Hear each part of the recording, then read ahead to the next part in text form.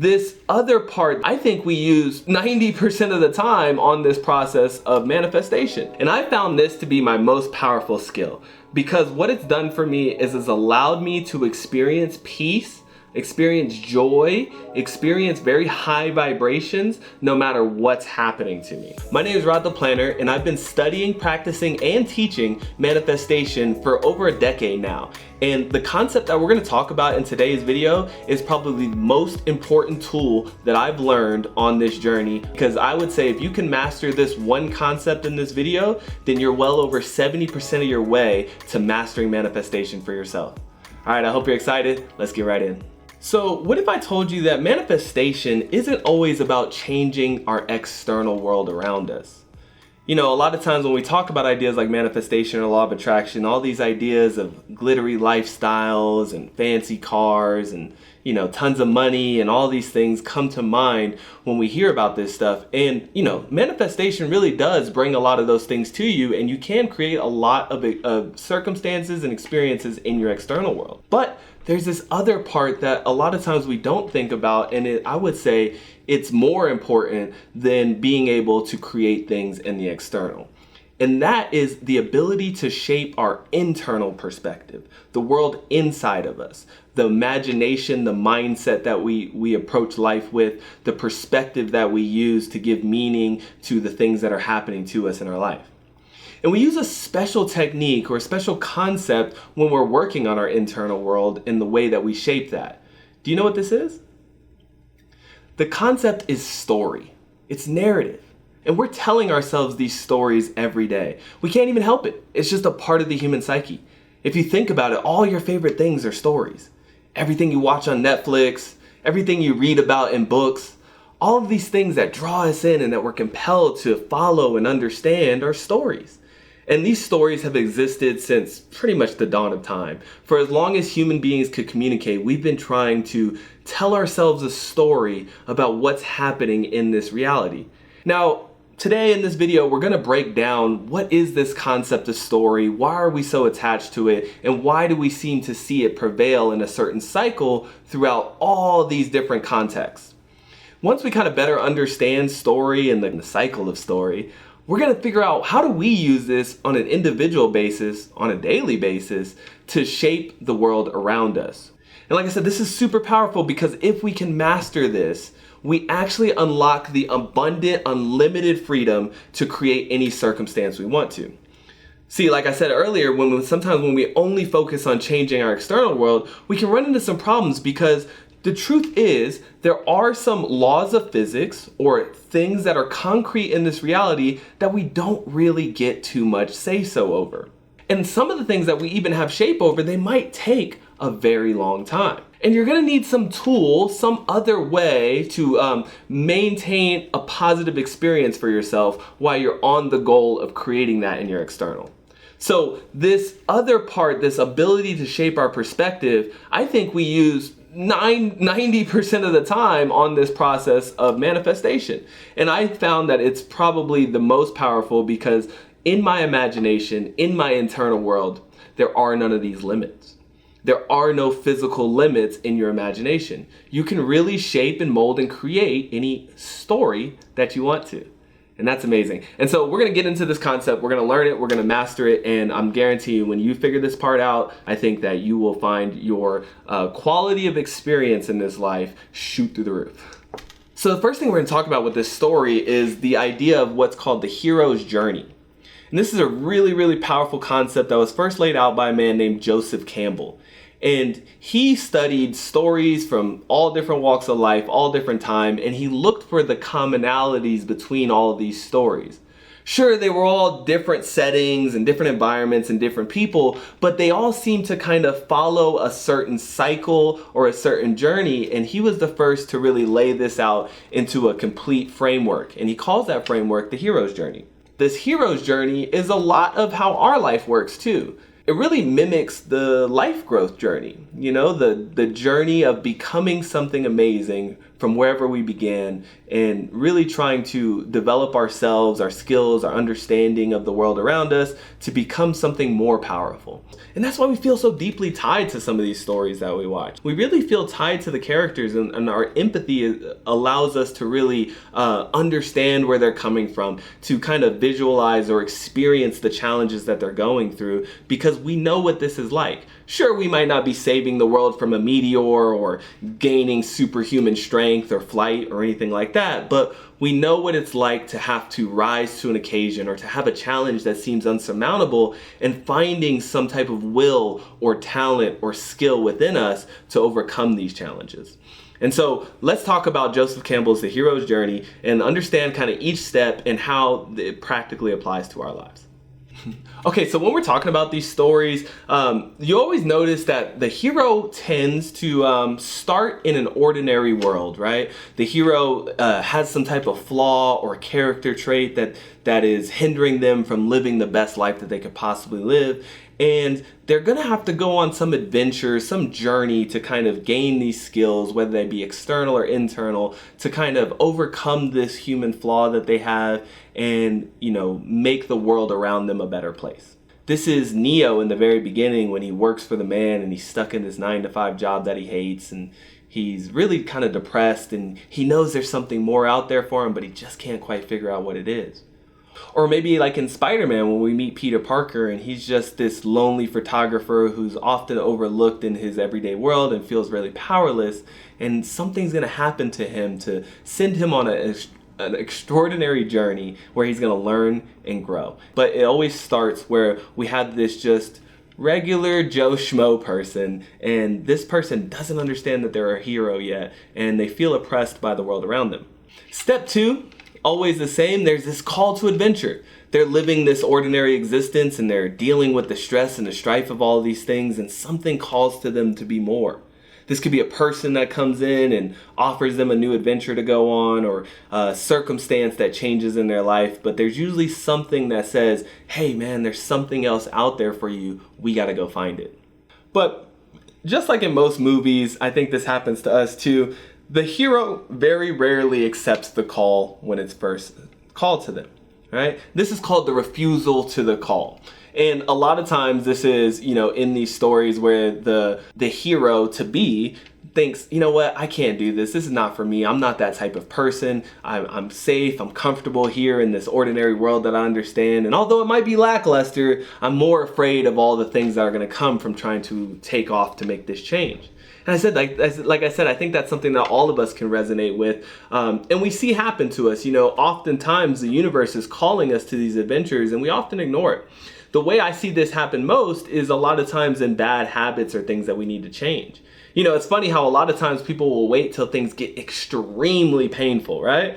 Like they know that this is probably not good and they probably should make some changes, but they ignore that and they ignore that until it becomes so painful, so overbearing that they have no choice but to change. And I think that is also the process of that refusal of the call. The next step is meeting a mentor. And you see this all the time, whether this is Morpheus in The Matrix or Gandalf in Lord of the Rings, right? There's always this wise, older character who comes about. Maybe they're not older, but they're definitely more wise and knowledgeable about the skills and the mindset that are going to be required to find success on this adventure that they're going to go on. And so this person acts as their kind of guide and mentor along that process, teaching them, helping them, and overall encouraging them to continue their journey. And so now with our new mentor in hand and our newfound inspiration and confidence from this mentor, we decide, you know what? We're going to go on this journey. We're going to try to become this hero of our story. And the next thing that always happens is you cross that threshold. You move from this ordinary world into some extraordinary world or some different world. And like I said, in our example or in our lives, this could be just us moving to another city or starting that new job or whatever the case may be, but we're thrust into a new environment. This is, The Hobbit. In The Hobbit, when they actually take off to go to the mountain to cast the ring, right? Or this is when Neo enters the Matrix for the first time, right? This is us moving into this alternate reality where we're gonna learn, grow, and change, and ultimately be challenged. I'm sorry if you're gonna start to notice as we go through this, if you study this at all, it's gonna ruin pretty much every movie for you, because you start to see these commonalities through all of these stories and stuff that we follow. But the next thing that happens is we are tested, we meet our allies, and we meet our enemies. Right? This is when you start to get your band of merry men who are going to come with you on this journey. This is where we band together to create the team in Star Wars, or when all the Avengers come together and you meet the other superheroes that are going to, join this journey with you. This is where we get our friends, we meet new people, we experience new things, and we start to really realize how unprepared we are to meet this new challenge that we're going to be facing. Sometimes we're also introduced in this section to this final boss, or this great dragon that we will have to slay. And that dragon tends to be representative of the internal flaw that we will have to slay in order to move past it.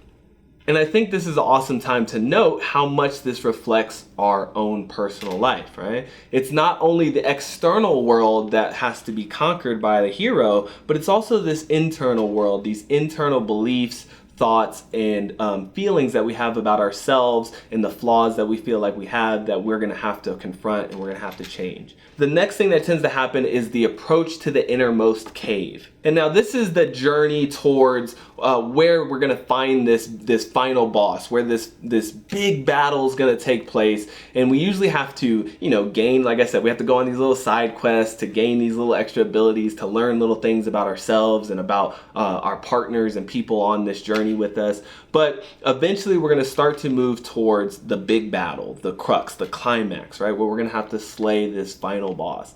And that is the approach to the innermost cave, which also reflects our approach towards those things about ourselves that we're most afraid of, or that we feel are the biggest things holding us back in life. And this is where the ordeal takes place. The ordeal is that battle where we face our biggest challenge, where we overcome our greatest fears, or we let go of the one habit that's holding us back from actually being the heroic, amazing person that we can be, right? And we have to finally confront that, face that, and hopefully, ultimately slay that dragon so that we can really gain the next step. A lot of times in old stories, the dragon is the representation, symbolistic of your greatest fear, or the most daunting challenge that you can imagine. And if you notice in a lot of those stories, that dragon always protects the what? The gold, the treasure, right? It's the reward. It's if we can face this challenge, if we can overcome this challenge, on the other side of that often leads us to our greatest rewards. But we don't stay there in the cave, right? Once we get the reward, what's good with having a reward if you can't bring it back to the people that you love? If you can't use that reward to affect the life that you were living and to make changes in that life. And so after we go through this challenge on this journey, we get that reward and we have to take the road back. This is our journey back to where we began, back to the place that we started. But what's really awesome about that journey back is that we're not the same person that we were when we left, right? We have these new skills, we have all these new friends, and we have these new beliefs about ourselves and about what's possible, and we're excited to bring those back to our ordinary world, to use them to affect change in our everyday life. And usually as we begin this road back, the resurrection happens, right? Like, we can't go back stuck between two different people. We really have to sacrifice this person that we were so that we can be this new person, this hero. And this is us fully embodying, fully stepping into this new role, this new person that we've become.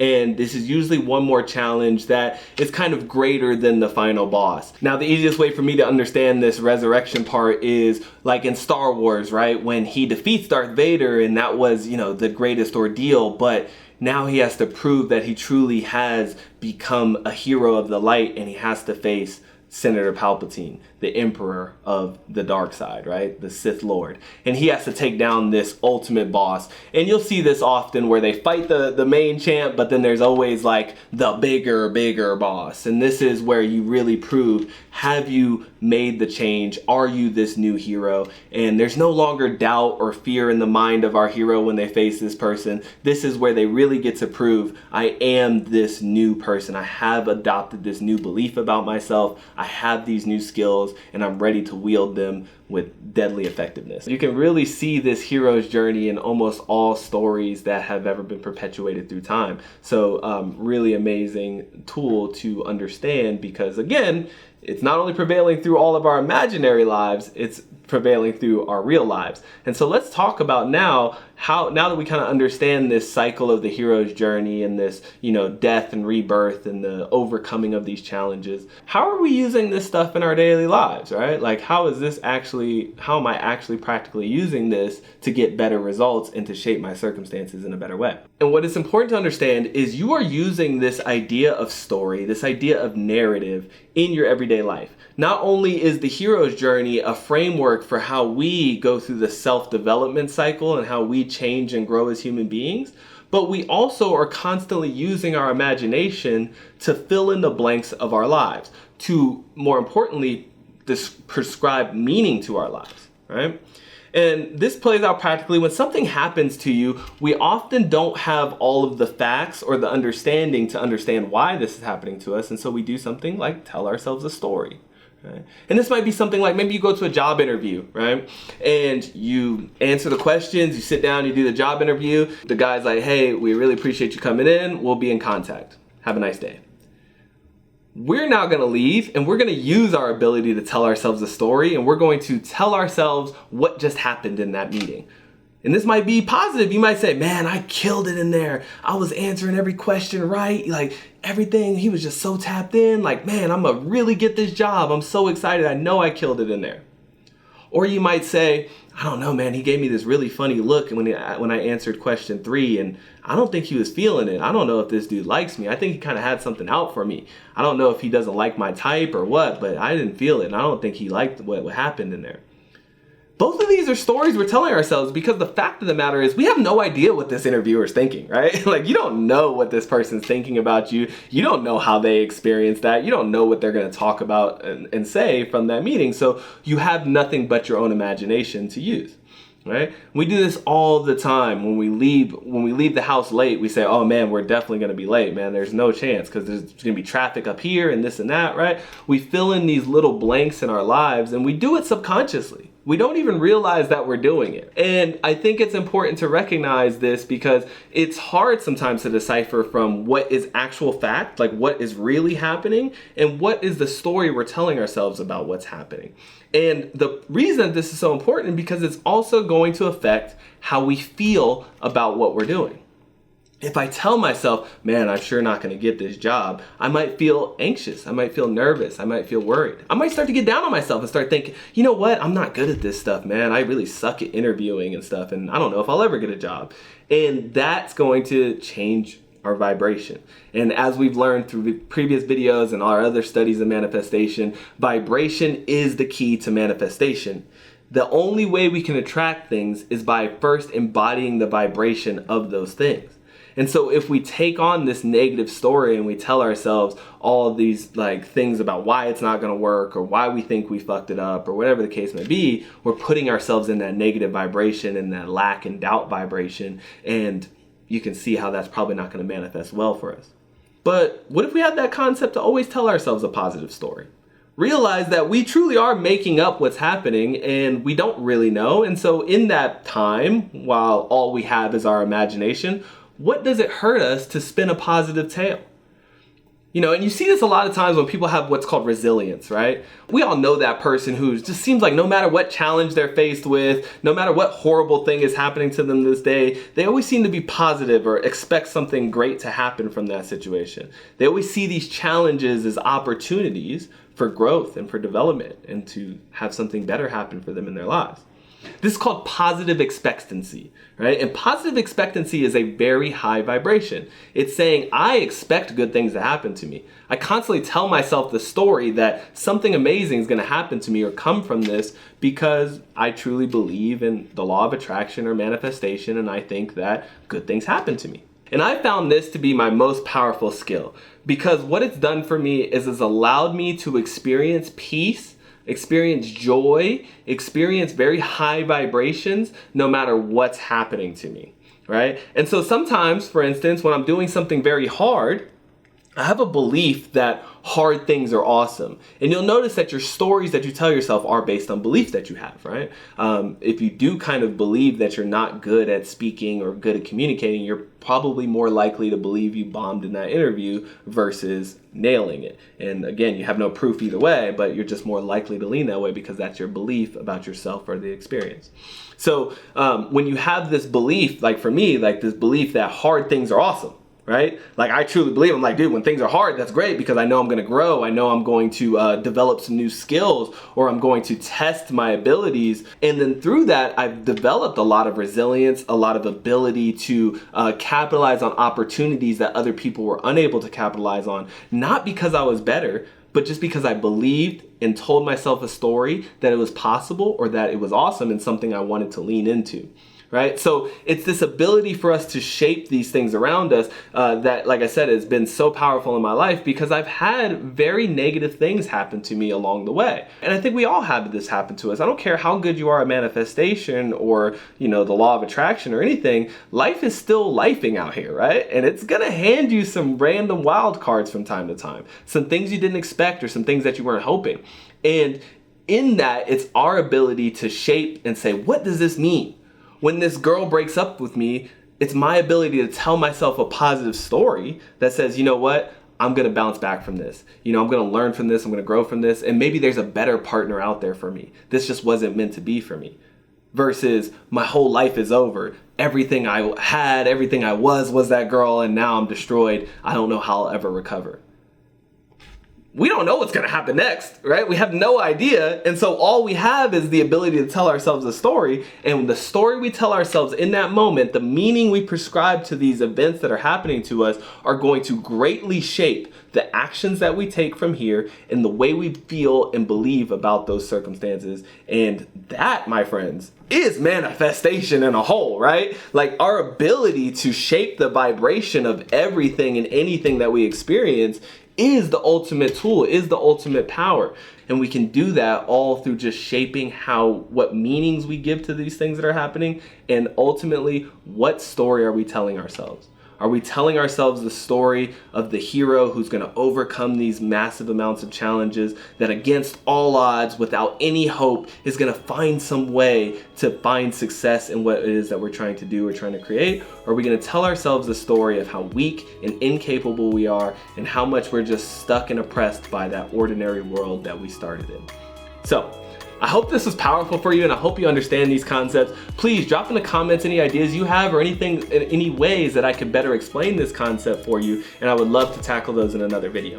All right, I love you so much, and I hope this was helpful to you. And if it was, please check out some of my other videos where we dive deeper into some of the other concepts of manifestation and learn how do we master manifestation in our own personal lives.